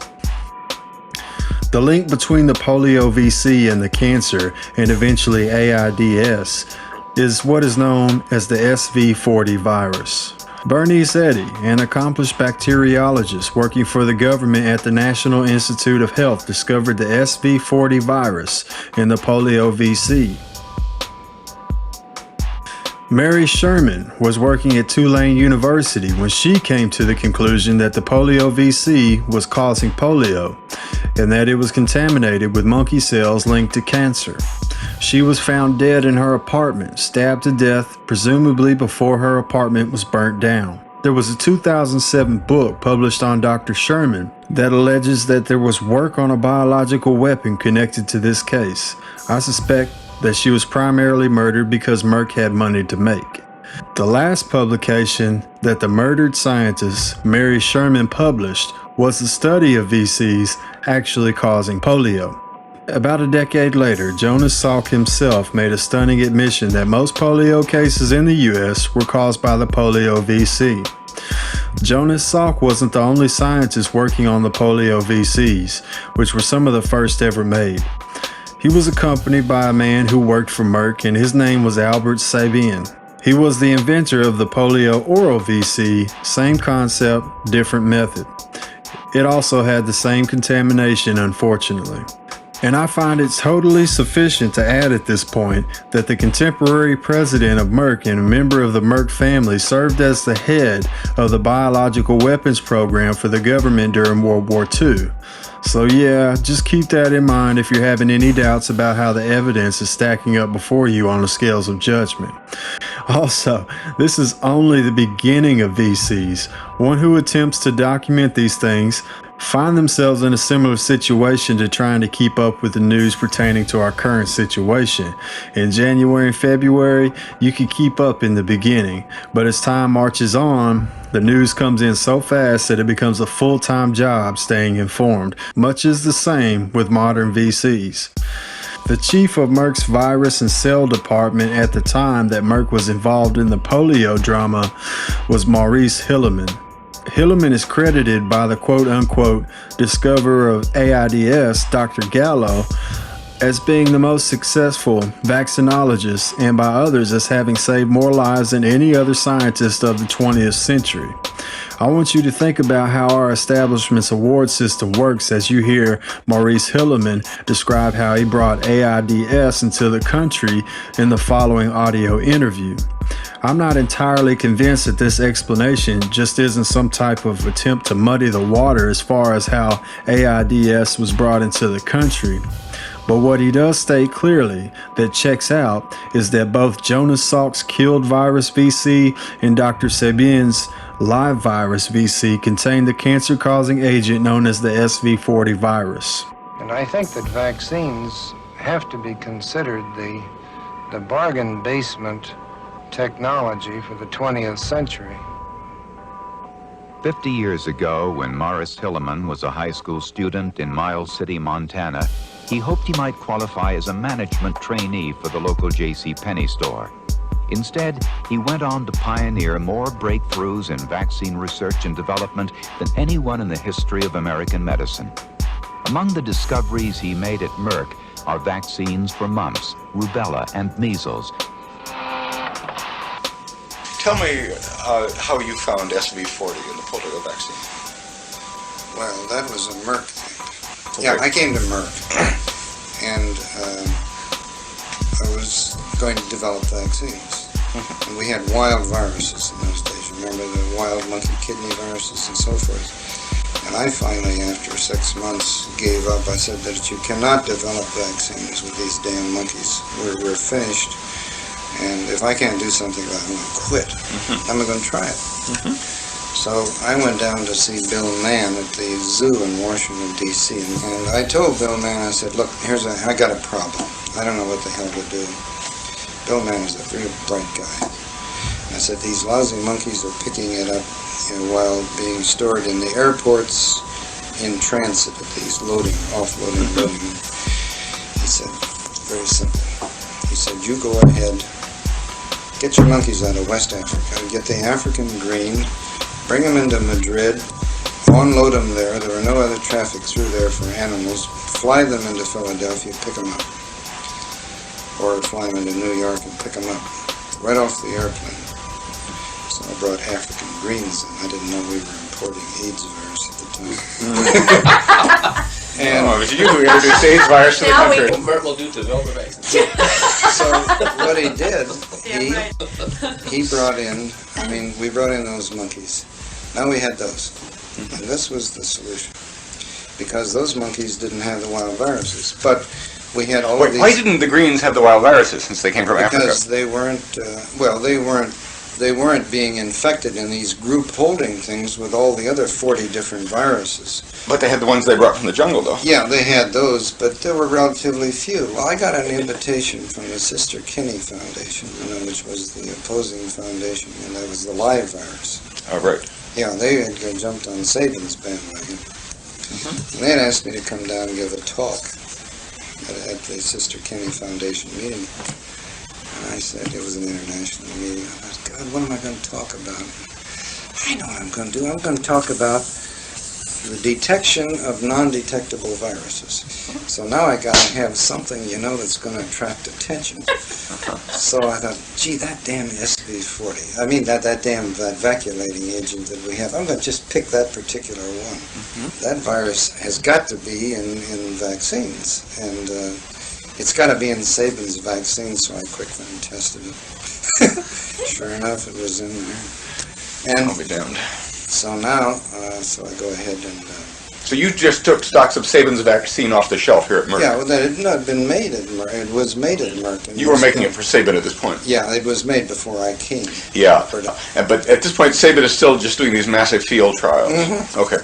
in Russia and so forth. So I go down, I talked about the detection of non-detectable viruses. And I told Albert, I said, listen, Albert, I said, you know, you and I are good friends. But I said, I'm going to go down there and you're going to get upset. I'm going to talk about a virus that's in your vaccine. Now, you're going to get rid of the virus. Don't worry about it. You're going to get rid of it. But, so of course, Albert was very upset with me. What did he say? Well, he said basically that this is just another obfuscation that is going to upset vaccines. And I said, well, you know, you're absolutely right. But I said, we have a new era here. We have a new era of a detection. And the important thing is to get rid of these viruses. Why would he call it an obfuscation if it was a virus that was contaminating the vaccine? Because, there are 40 different viruses in these vaccines anyway that we were inactivating. And... but you weren't inactivating his, though. That's correct. No, that's right. But yellow fever vaccine had leukemia virus in it, and, you know, this is in the days of very crude science. So anyway, I went down and talked to him, and Albert said, well, why are you concerned about it? I said, well, I'll tell you what. I said, I have a feeling in my bones that this virus is different. I don't know why to tell you this, but I've been around biology a long time. I just think this virus may have some long-term effects. And he said, what? I said, well, cancer. I love it. While Maurice Hilleman, who held a senior position at Merck that oversaw the production of VCs, claimed that he brought over AIDS in monkeys, other scientific research claims that it was made in a lab and claims that it is not found to have originated anywhere in nature and that it can only survive in a body like a human's. This would suggest that it was specifically engineered for a specific purpose. If what Mr. Hilleman says is true, the HIV/AIDS epidemic is also claimed to have come from the same rhesus monkey-type cells that the SV40 virus and the polio and other VCs come from. Dr. Gallo, the discoverer of the HIV virus, credits Hilleman as being an unsung hero, which is interesting in itself, because early official reports of the origin of the HIV virus claim that it came from the SV40 virus, which was documented to be found in certain VCs that were administered to around 98 million people at that time. HIV, of course, has the potential of developing into the acquired immune deficiency syndrome, which is very similar to autoimmune disorders, which is also believed to be connected to certain VCs. Acquired implies that it is foreign, and auto implies that it is genetic, or so they say. Anyway, the scandal surrounding the discovery of HIV, much like the introduction of it into the human population, was riddled with scandal. The whole issue is a scandal if people are informed and being completely honest about it. First, the probable cause of AIDS has been found, a variant of a known human cancer virus. We hope to have the vaccine ready for testing in approximately 2 years. Thank you, Secretary. The man who claims he discovered HIV lied about that too, and then lied on the patent application for the HIV tests, which paid him more than $1 million. In the 1970s, President Jimmy Carter commissioned the Global 2000 report. The findings of the report blamed virtually all of the world problems on the population growth of non-white people. The report went on as far as recommending the elimination of at least 2 billion people in third world nations off the face of the earth.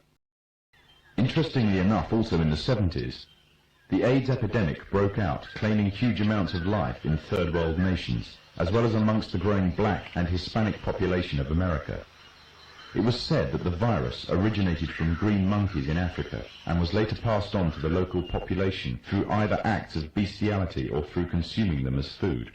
From there on, AIDS spread like wildfire across the African continent and later on to the rest of the world, claiming millions of lives.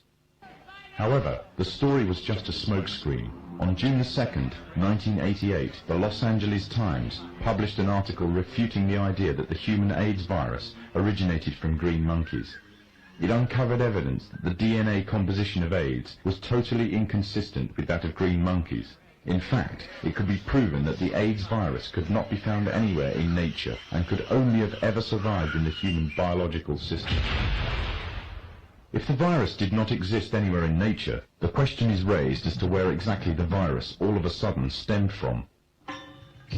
On July the 4th, 1984, the New Delhi newspaper in India called The Patriot published an article making the first detailed charges of AIDS as being a counter-biological warfare agent. An anonymous American anthropologist was quoted claiming that AIDS was genetically engineered at the U.S. Army's Biological Warfare Laboratory at Fort Detrick near Frederick, Maryland. Then on October the 30th, 1985, the Soviet journal Literaturная Gazeta repeated the charges made by the Indian newspaper, making it an international controversy. All this, however, was easily passed off as a communist rhetoric by the Masonic West. However, on October the 26th, 1986, the Sunday Express became the first Western newspaper to run a front-page story confirming the findings of the Indian and Soviet newspapers entitled AIDS Made in Lab Shop. The outbreak of AIDS has been linked to vaccine programs around the world. The internationally respected London Times newspaper published an article at the front-page story on May the 11th, 1987 entitled Smallpox Have Triggered AIDS.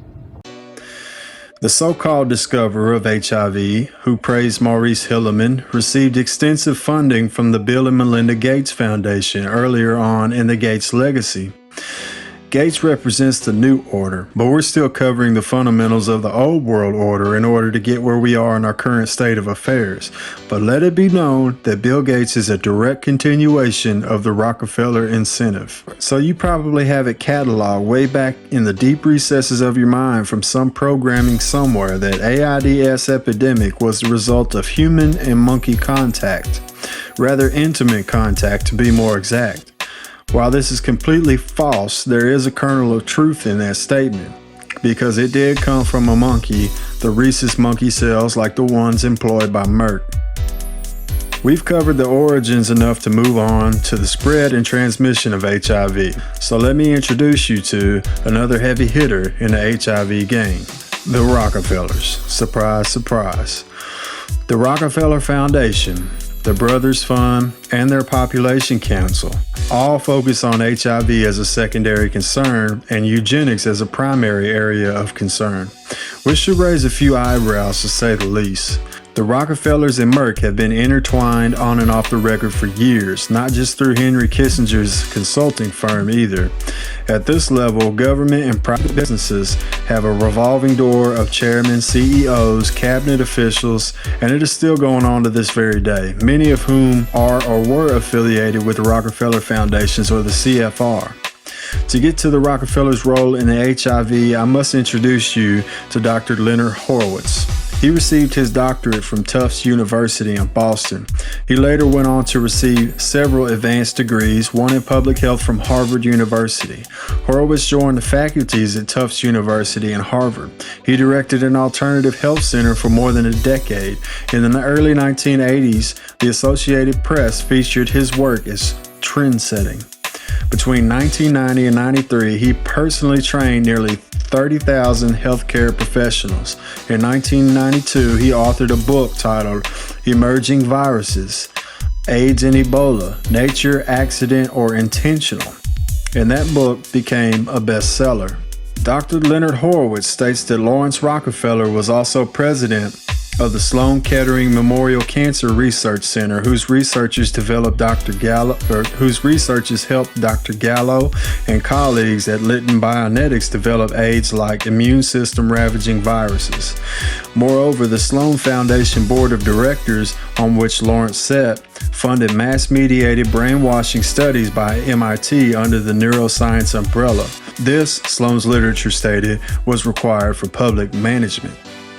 Anyway, Horowitz documents in his book that Merck Pharmaceutical Company, a major biological weapons contractor for the Department of Defense, made contaminated vaccines. Also, that specific populations in the US and Africa were simultaneously infected with the HIV virus. The book asserts that the Rockefeller-owned blood banks that cornered the market were responsible for infecting at least 700 Americans through blood transfusions. Dr. Horowitz was considered an expert in his respective fields before he uncovered the same information that got Mary Sherman killed.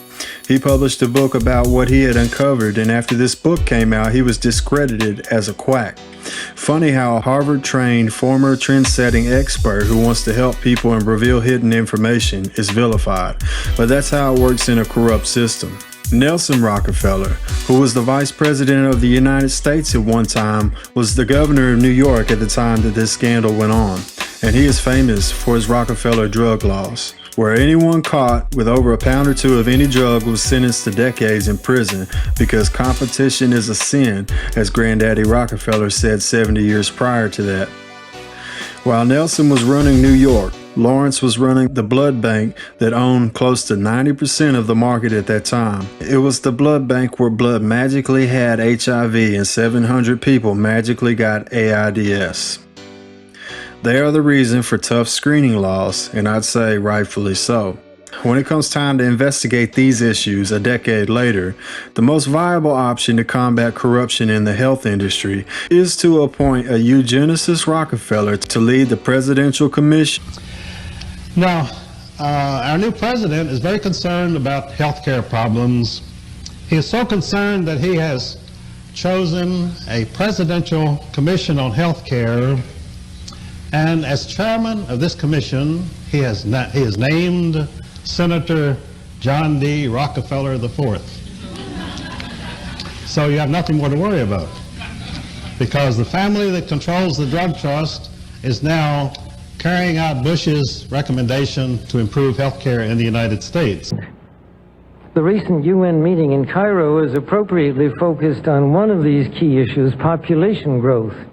But the controversies which have erupted at the conference illustrate the problem of coming to grips with issues that are deeply divisive and which have a profound moral dimension.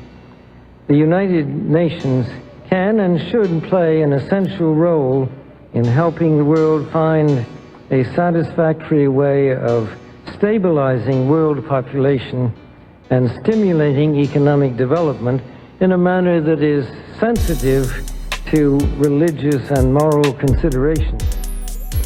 The Rockefeller Foundation has played a major role in solving the world's so-called overpopulation problem, both then and now. The Rockefeller Foundation is aimed at public relations for corporations, sociology, psychiatry, eugenics, funding research, academia, environmentalism, VCs, and research for diseases like cancer, AIDS, and Ebola. Sounds pretty generous, right? How nice of them to pour their hard-earned money into fixing all of the world's issues. The Rockefeller Namesake Foundation was founded in 1904 after a book by Ida Tarbell was published on the crimes John D. Rockefeller had committed for the sake of Standard Oil. This was basically an attempt to whitewash the Rockefeller image, to scrub it hard so that it cleans up nice enough to go from ruthless, money-hungry tyrant that massacred his own coal miners to a generous philanthropist. Yes, he slaughtered the families of his workers who went on strike. You should research the Ludlow Massacre. As you can see, the foundation has provided generous funding and wise guidance to some of the most elite institutions and organizations on the planet. Brookings, Harvard, Yale, Royal Society, the World Bank, Princeton, Columbia, and the list goes on and on. This is not an exhaustive or comprehensive one by any measure, but you get the idea. The foundation has started its own department at different universities. The Rockefellers have their own university too, which churns out uncritically acclaimed experts and spokespersons for the eugenic agenda. The Rockefeller Foundation's contributions to mankind vary from funding and supporting the Third Reich's human experimentation and their very own eugenics program to funding experiments at Vanderbilt University, giving 800 unknowing, unsuspecting, and unwilling pregnant women radioactive elements in the form of pills to see what it would do and if it could be used for family planning. Because why not? You can trust the people in the white coats. This is just the very tip top of the iceberg as far as government experimentation on its own citizens go. And that'll be addressed later on in the biowarfare segment of this presentation, once it is thoroughly established that modern medicine in our current health system is not designed to heal us. Even at the level of regular prescription drugs, their main function is to mask the symptoms instead of attacking the root of the problem and healing the body. This is like your check engine light coming on in your car and you take it to a trusted mechanic. The mechanic scribbles all over the check engine light with a black marker and tells you that you're good, so you'll drive off after spending money, and in all reality, you have to keep coming back. Their version of healing the body is cutting it open, and man, is that expensive.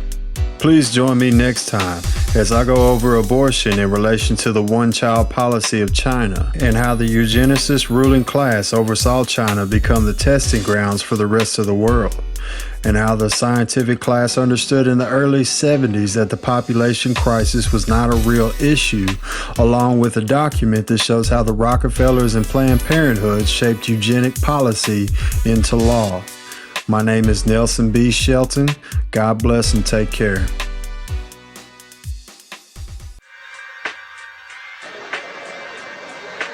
That's right, we got AIDS out there. You think they're gonna cure AIDS? No. They can't even cure athlete's foot. They ain't curing AIDS. They ain't never curing it. They ain't never curing it. Don't even think about that. They ain't curing it because ain't no money in the cure. The money's in the medicine. That's how you get paid on the comeback.